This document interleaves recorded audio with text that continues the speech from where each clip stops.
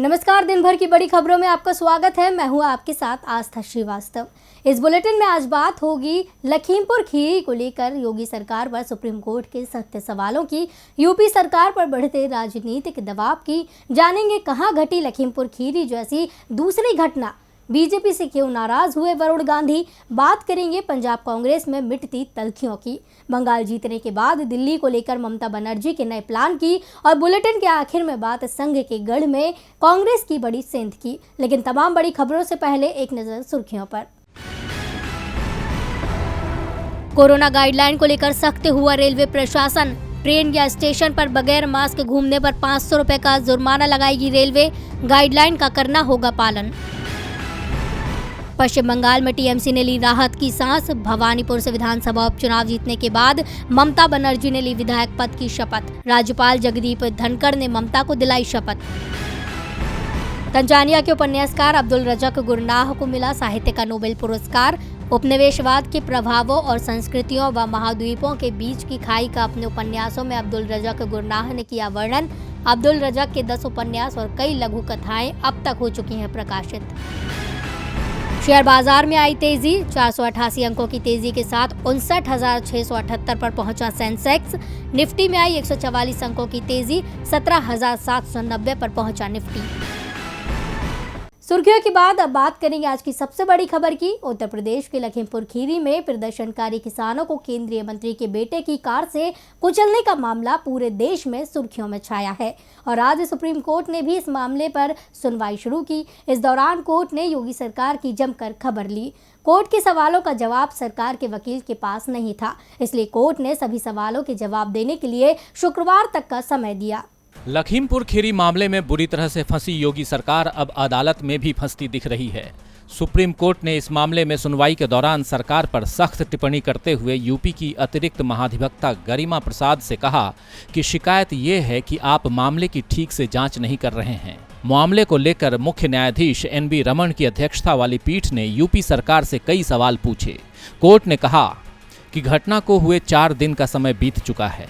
अब तक कितने लोगों की गिरफ्तारी हुई है, कितने लोगों के खिलाफ केस फाइल हुआ है, क्या जिन लोगों के खिलाफ इस मामले में FIR हुई है उन्हें गिरफ्तार किया गया, आखिर इस घटना का जिम्मेदार कौन है। तो कोर्ट ने यूपी सरकार से इस मामले की विस्तृत रिपोर्ट शुक्रवार तक देने के लिए कहा है। कोर्ट ने लखीमपुर खीरी की घटना को अत्यंत दुर्भाग्यपूर्ण करार दिया। यूपी सरकार की ओर से कोर्ट में बताया गया कि मामले की जांच के लिए पहले ही SIT का गठन किया जा चुका है। इसके साथ ही इलाहाबाद हाई कोर्ट के रिटायर्ड न्यायाधीश प्रदीप कुमार श्रीवास्तव की अध्यक्षता में एक सदस्यीय जांच आयोग का गठन भी किया गया है। कोर्ट के तेवरों का असर SIT जांच पर भी दिखाई दे रहा है। घटना के 4 दिनों बाद SIT ने 2 आरोपियों को गिरफ्तार कर लिया है। SIT की ओर से बताया गया है कि आशीष पांडे और लवकुश राणा नाम के 2 लोगों को गिरफ्तार किया गया है, जो मंत्री के करीबी बताए जाते हैं। लेकिन केंद्रीय मंत्री अजय मिश्रा टेनी का बेटा आशीष मिश्रा मोनू अभी तक गायब है। कोर्ट की सख्ती का असर तो दिखना शुरू हो गया है, क्योंकि अब पुलिस ने गिरफ्तारियां शुरू कर दी हैं। लेकिन योगी सरकार पर कोर्ट का ही नहीं बल्कि विपक्षी दलों का भी दबाव बना हुआ है। लखीमपुर खीरी में आज भी राजनीतिक दलों से जुड़े लोगों का जमावड़ा लगा रहा। हर ओर सरकार के खिलाफ नाराजगी साफ साफ देखी जा सकती है। किसान संगठन से जुड़े लोग भी लखीमपुर खीरी पहुंचे। किसानों के दोषियों पर कब कार्रवाई करेगी योगी की पुलिस? पीड़ितों को कब इंसाफ देंगे सीएम योगी? क्या मामले को दबाने की कोशिश कर रही है सरकार? विपक्षी दल ये सवाल लगातार उठाकर यूपी सरकार को कटघरे में खड़ा कर रहे हैं। साथ ही घटनास्थल का दौरा कर पीड़ितों के इंसाफ की मांग भी कर रहे हैं। कांग्रेस सांसद राहुल गांधी और प्रियंका गांधी के बाद आज समाजवादी पार्टी प्रमुख अखिलेश यादव भी लखीमपुर खीरी पहुंचे, जहां उन्होंने पीड़ित परिवार से मुलाकात की। अखिलेश यादव पहले मझगई के चौखड़ा फार्म स्थित लवप्रीत के घर पहुंचे और परिजन से करीब 25 मिनट तक बात की। इसके साथ ही मंत्री और उनके बेटे की गिरफ्तारी की मांग करते हुए कहा कि उन्होंने सरकार से मुआवजे के लिए 2 करोड़ की मांग की थी। अगर पूरी नहीं हुई तो समाजवादी पार्टी सरकार आने पर पूरी करेंगे। जहां एक तरफ अखिलेश यादव ने पीड़ितों के सामने वादों की फहरिस्त लगाई, तो वहीं दूसरी तरफ कांग्रेस इस मामले को हाथ से जाने नहीं देना चाहती है। इसीलिए लगातार दूसरे नेता लखीमपुर खीरी जाने की कोशिश कर रहे हैं। लेकिन नवजोत सिंह सिद्धू और अन्य कांग्रेसी नेताओं को पहले सहारनपुर सीमा पर रोका गया और अब हिरासत में ले लिया गया है। प्रशासन ने कहा है कि सिर्फ 5 नेताओं के साथ वो आगे जा सकते हैं, लेकिन सिद्धू काफिला लेकर जाने पर अड़े थे। इसके बाद सिद्धू ने चेतावनी देते हुए कहा कि अगर कल तक केंद्रीय गृह राज्य मंत्री के बेटे की गिरफ्तारी नहीं हुई और उन्होंने जांच ज्वाइन नहीं किया तो मैं कल भूख हड़ताल पर बैठूंगा। इसी के साथ ही सचिन पायलट ने भी लखीमपुर खीरी जाने की कोशिश की, लेकिन पुलिस ने उन्हें भी रोक लिया। जहां एक तरफ योगी की पुलिस विपक्ष को खामोश करने में जुटी है, तो वहीं योगी सरकार कार्रवाई का दिखावा करके मामले को दबाना चाहती है, लेकिन विपक्ष शांत बैठने वाला नहीं है। प्रियंका गांधी वाड्रा बहराइच में दलजीत सिंह और गुरविंदर सिंह के परिवार से मिलेंगी। प्रियंका के इस एक्शन से साफ है कि यह मामला अभी शांत होने वाला नहीं है। लखीमपुर खीरी मामले में बीजेपी बुरी तरह से फंसी हुई है। किसान गुस्से में है तो राजनीतिक दल भी इस मुद्दे को भुनाने में जुटे हुए हैं, लेकिन योगी सरकार मुश्किल में दिख रही है और ऐसी ही मुश्किलों में अब खट्टर सरकार भी घिरती दिख रही है, क्योंकि हरियाणा में भी लखीमपुर खीरी जैसी घटना को दोहराया गया है। राहत की बात यह है कि यहाँ किसी भी किसान की जान नहीं गई। तो कहाँ हुई ये घटना, देखिए ये रिपोर्ट। मनोहर लाल खट्टर के बयान का असर अब हरियाणा में बीजेपी नेताओं पर दिखाई देने लगा है। खट्टर ने बीजेपी कार्यकर्ता से एकजुट होकर उनका विरोध करने वालों को सबक सिखाने के लिए कहा था, भले ही इसके लिए जेल ही क्यों न जाना पड़ जाए। और अब बीजेपी कार्यकर्ता अपने सीएम की बात पर अमल करते हुए भी दिख रहे हैं। हरियाणा के अंबाला में इसका नज़ारा आज दिखाई दिया, जहां लखीमपुर खीरी की घटना को दोहराने की कोशिश की गई। अंबाला के नारायणगढ़ में बीजेपी सांसद नायब सिंह सैनी एक कार्यक्रम में आने वाले थे।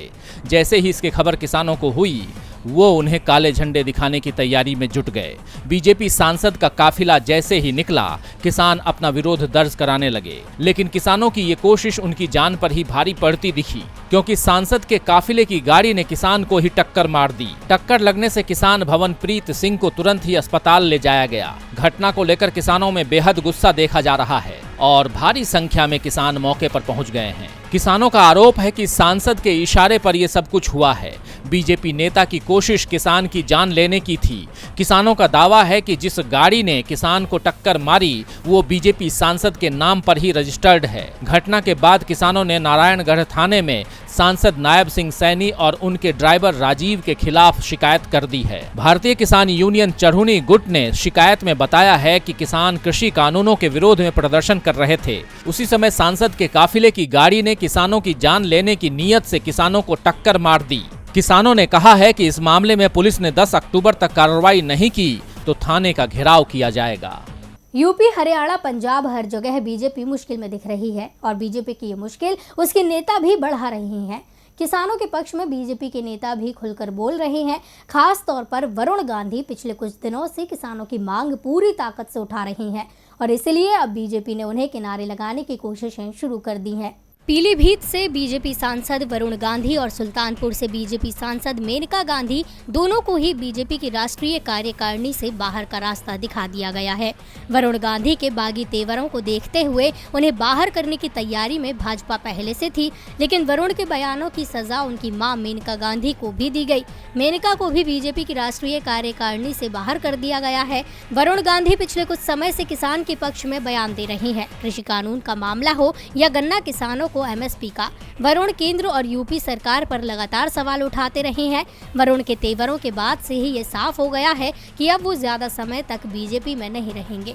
वरुण गांधी ने आज भी लखीमपुर खीरी की घटना को लेकर ट्वीट किया और योगी सरकार पर सवाल उठाते हुए कहा कि किसानों की आवाज को जबरन बंद नहीं कराया जा सकता।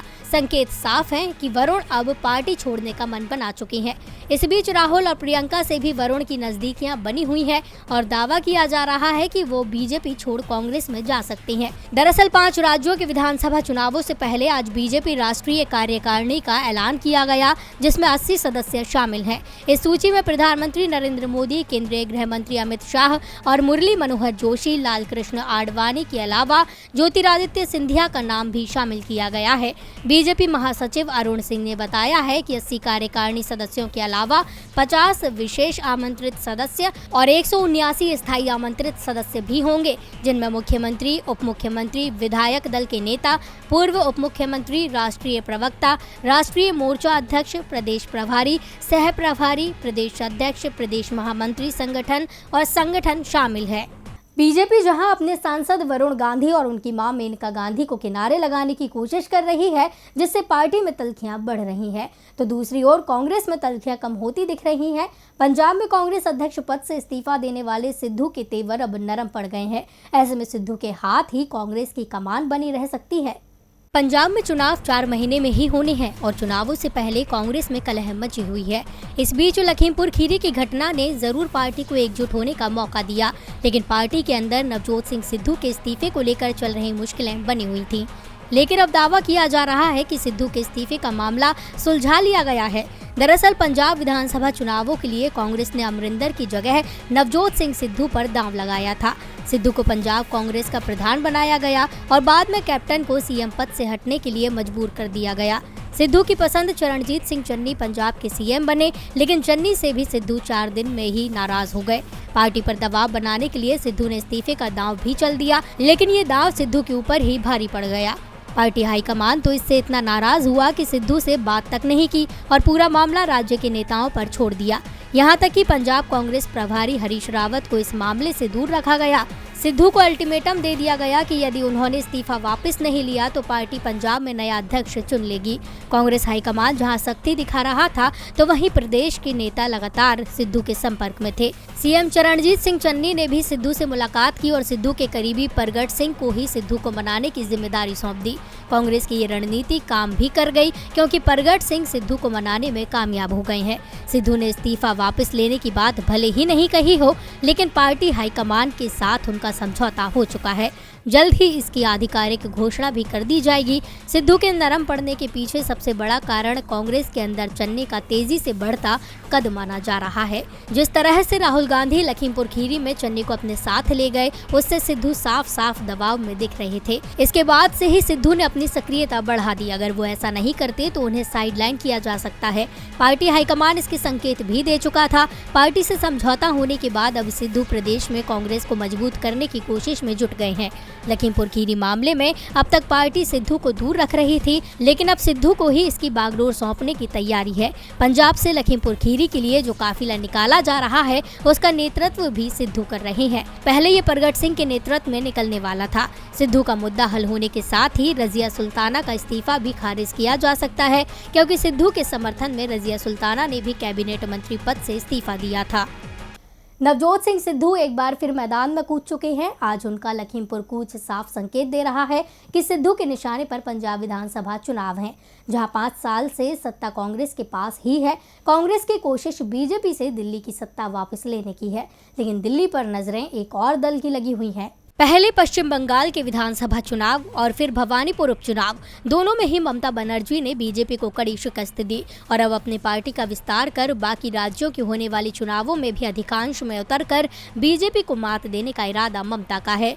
ममता बनर्जी का एक लेख सुर्खियों में है, जिससे ये साफ संकेत मिल रहे हैं कि ममता बीजेपी को केंद्र से भी हटाना चाहती हैं और इसकी शुरुआत वो विधानसभा चुनावों से करने वाली हैं। ममता बनर्जी ने टीएमसी के मुखपत्र जागो बांग्ला के दुर्गा पूजा संस्करण के एक लेख में बीजेपी पर जमकर निशाना साधा। उन्होंने इसमें लिखा है कि बीजेपी के खिलाफ लड़ाई लड़ने में बाकी विपक्ष कामयाब नहीं हो पाया है, इसलिए अब लोगों ने तृणमूल कांग्रेस को भगवा पार्टी को हटाकर एक नया भारत बनाने की जिम्मेदारी दे दी है। इस साल की शुरुआत में राज्य में हुए विधानसभा चुनावों में भाजपा के खिलाफ शानदार जीत के बाद टीएमसी ने देश भर के लोगों का विश्वास अर्जित किया है, जिसे पचा पाने में बीजेपी विफल रही है और प्रतिशोध की राजनीति कर रही है। अभी टीएमसी के सामने एक नई चुनौती है, दिल्ली की पुकार। इस देश के लोग जन विरोधी नीतियों से राहत चाहते हैं। देश के लोग अब टीएमसी को लेकर एक नए भारत का सपना देख रहे हैं। ममता बनर्जी ने खुद को बीजेपी के खिलाफ एक मजबूत विकल्प माना है। उन्होंने विपक्षी एकता का भी जिक्र करते हुए लिखा है कि लोग चाहते हैं कि बंगाल अब नए देश का प्रतिनिधित्व करे। हमें लोगों की इच्छाओं को पूरा करना है और सभी भाजपा विरोधी ताकतों को एक मंच पर लाना है। उन्होंने आगे लिखा है कि ये हकीकत है कि हाल के दिनों में कांग्रेस भाजपा के खिलाफ लड़ाई लड़ने में विफल रही है। पिछले 2 लोकसभा चुनावों में ये साबित हो गया है। लोगों को अब बंगाल मॉडल पर विश्वास है। गौरतलब है कि बीते समय जब टीएमसी ने खुद को मोदी सरकार का विकल्प बताया था और कहा था कि राहुल गांधी विफल रहे हैं, तब से कांग्रेस और टीएमसी के बीच रिश्ते भी गड़बड़ होने लगे हैं। बता दें कि टीएमसी त्रिपुरा सहित आगामी विधानसभा चुनावों के जरिए केंद्र से बीजेपी को सत्ता से बेदखल करने पर नजरें गड़ाए हुए है। और बुलेटिन के आखिर में बात संघ के गढ़ में कांग्रेस की बड़ी सेंधमारी की। लोकसभा और कई विधानसभा चुनाव में मिली हार के बाद से कांग्रेस को कमजोर समझा जा रहा है, लेकिन पार्टी अब भी जिंदा है और ये साबित किया है महाराष्ट्र में हुए जिला परिषद के चुनाव के नतीजों ने, जिसमें कांग्रेस ने उस क्षेत्र में जीत का परचम लहराया है जहां बीजेपी का डंका बजता रहा है। वो क्षेत्र आरएसएस का गढ़ कहलाया जाता है। इस जीत के बाद आरएसएस की पकड़ ढीली पड़ती नजर आ रही है। देश में जब भी चुनाव होते हैं तो आरएसएस बीजेपी को जीत दिलाने में अहम भूमिका अदा करता है। आरएसएस को बीजेपी की रीढ़ की हड्डी कहा जाता है, लेकिन अब की बार बीजेपी को आरएसएस के गढ़ में ही हार का मुंह देखना पड़ा है। महाराष्ट्र में हुए जिला परिषद के चुनाव में नागपुर में कांग्रेस ने जबरदस्त जीत हासिल की है, जबकि बीजेपी का कमल मुरझा गया है। नतीजों पर नजर डालें तो यहां जिला परिषद की 16 सीटों में से कांग्रेस को 9 सीटें, बीजेपी को 3, एनसीपी को 2 और अन्य को 2 सीटें मिली हैं। पंचायत समिति की 31 सीटों में से 29 सीटों के चुनाव परिणाम आ गए हैं। इनमें कांग्रेस ने 21 सीटें, बीजेपी ने 5, एनसीपी ने 2 और अन्य ने 1 सीट जीती है।